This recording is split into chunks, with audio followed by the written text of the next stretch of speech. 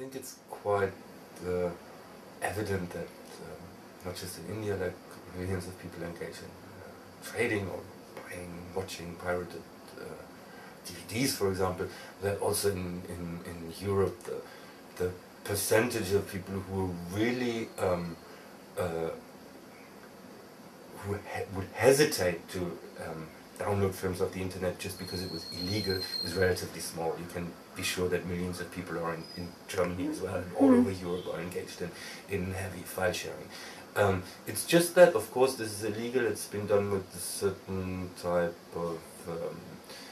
this is not being done in public, but I think pirate cinema was an attempt to openly state, hey, look, this is what it is, and it's actually good, it's actually beneficial, it actually makes film accessible to a larger number of people. It's a fantastic, I mean, especially in an environment where every trivial, stupid, banal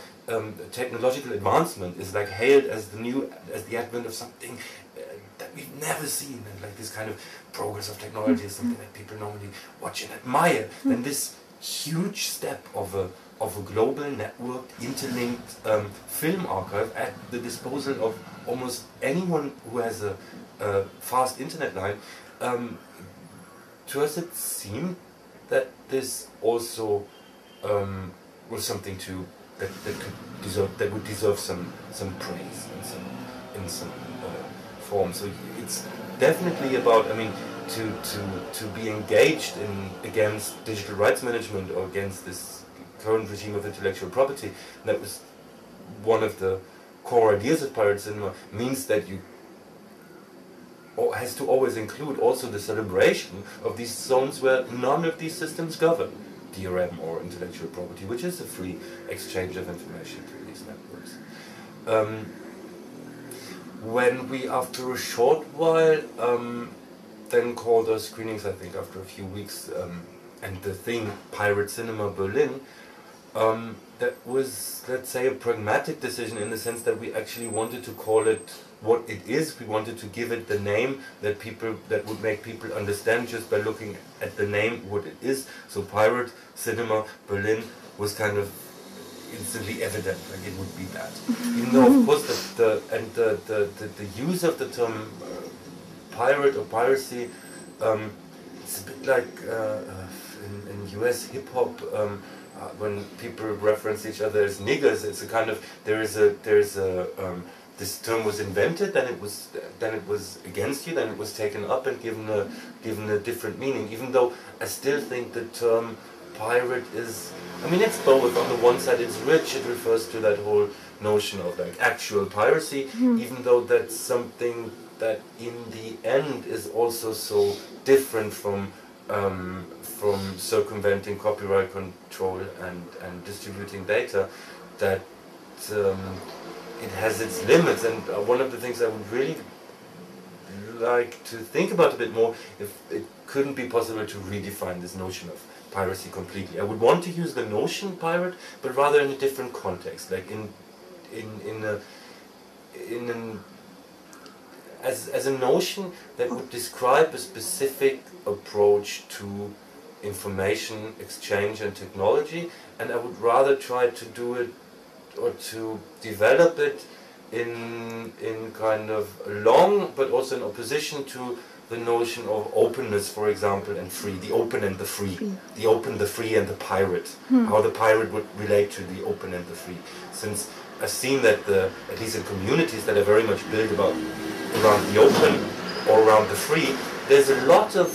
to put it mildly, reservation about the politics of the pirate. And that would be interesting to, I don't have it in my head, but that would be interesting to develop, how you could redefine again that notion of piracy that would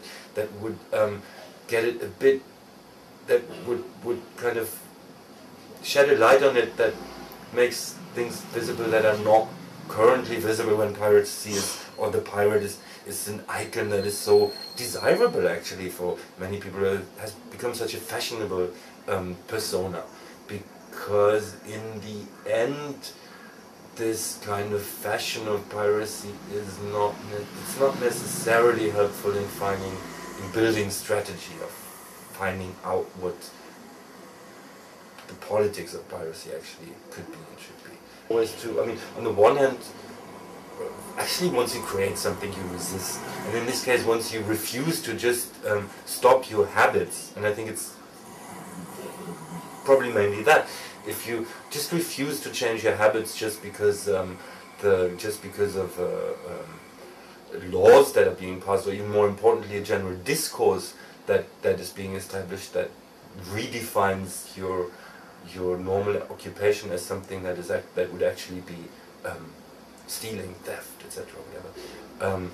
then just by not giving it too much thought and being so kind of confident that you continue or alone, that I guess is, yeah, an act of resistance. Even though it's not about, I think you can't say it's like resistance on the level of the, how do we call it these days, the political, it's very different from armed struggles or from other types of resistance, but still I would think that if you actually study file sharing and the communities around it, they have, certain parts of it have the form of and understand themselves as a social movement. It is not purely only confined to the digital, even though that's the main space of, or main arena of encounter, and that is, I think, less defensive, less boring, less kind of frozen in its own inner kind of contradictions, and with more actual chances of success than many other social movements at the moment. So, because in the end, it's going to be close to impossible to make changes to the information infrastructure that we have to make sharing of data impossible. Short of a police state, it's really hard to keep information from flowing, because it's not just like the pirate and the opposition person who wants information to circulate freely, but it's quite obviously also big companies, banks, etc., who entirely depend on the free flow of information and the results of computing operations of their hardware. If that would change just because now computers and networks would have to respect intellectual property, I wouldn't want to be a bank or any international kind of body that shifts data around the globe, because that would be a lot more difficult and a lot more error-prone. Texts.com. Texts.com was a website that I started around 2000, probably 1999, 2000. That was a website that just listed a large number of texts and offered them for download. And a bit like Pirate Cinema, actually, once you notice that you're actually making a collection, having a collection, in this case of texts, I think it's beneficial to rather think about like how to consolidate it for yourself, how to organize it for yourself, to instantly ask the question like, how do I organize it for others? How do I make it a social thing? How do I open it up? How do I make it accessible? But also in a way like text.com, I just noticed one day that the domain was available, and I thought like, okay, someone has to do it, and with the Z in the end, it's like where's.com, it's also a name that relatively easily conceivable does so. So I thought, okay, there's someone who's got to do it, seems to be me, so I've done it. And back in the time, it was during Napster, shortly after Napster, it was a different like age of file sharing and copyright infringement still, even though it's an insanely simple kind of idea to just put text on a website. Relatively quickly people were very, very enthusiastic about it, because even though it was small compared to Project Gutenberg, which existed, it was just a couple of hundred texts. But it was a matter of collection also. So I would, just as in Pirate Cinema, we would screen films that we like, and that seemed to be a much more different criterion than many others. Also in this case, I thought, it was not just theory, it was not just English language, it was not just this and that, but it was a combination of things that we rarely, so stuff about IP, literature, critical theory, all kinds of things that normally would not appear in this, together in this form. So that may have been one of the reasons why people thought it was interesting, or at least different from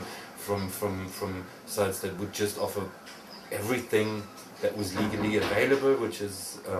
much more, but then in the end not so much, or from these networks at that time that existed, file sharing networks that would just be difficult to access, and that would contain so many things that people were normally not interested in, that they kind of lost,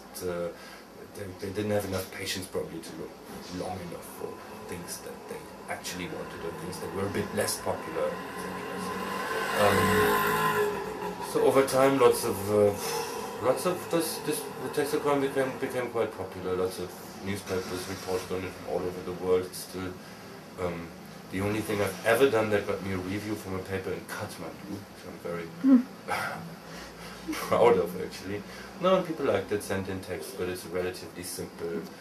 site. Of course, it always it was also a risky undertaking in the sense that even though a large number of these books were actually free, or authors would not have objected against their publication on this site, the majority of texts still were copyright protected, so all this publishing would constitute